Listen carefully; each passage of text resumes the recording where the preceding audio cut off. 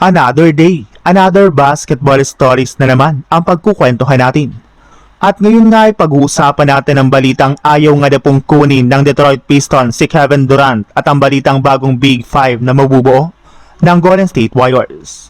Kung inyo nga pong matatandaan, may umugo nga po na balita na kapag pumalpak na naman nga daw ang kampanya ng Houston Rockets next season, ay malaki nga po ang posibilidad na umalis agad sa kanilang lineup si Kevin Durant at lumipat na lang ng ibang kupunan.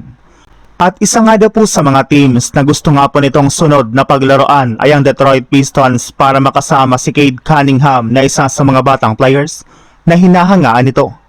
Simula nga po nang pumasok si Cunningham sa liga ay inamin na nga po ni Durant na gusto nga po niya itong makasama sa isang team sa mga susunod na taon.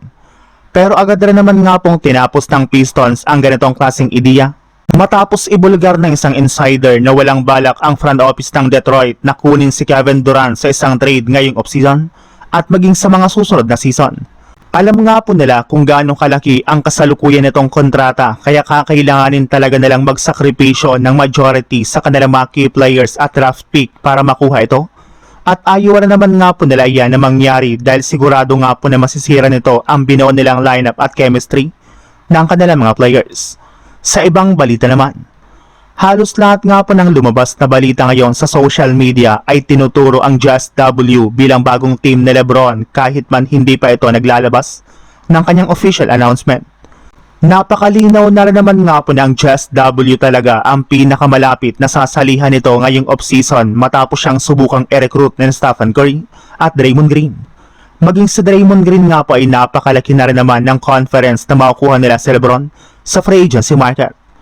Tinodoro naman nga po nito ang kanyang panghihikayat upang sa ganon ay maunahan nga po niya ang ibang mga teams na nakikipag-agawan kay LeBron.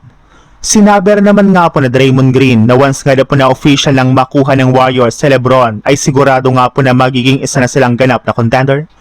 Lalo pat bukod nga po kay LeBron ay mayroon na rin naman nga pong tsansa na bumalik sa team si Klay Thompson kapag na-buyout ito ng Dallas.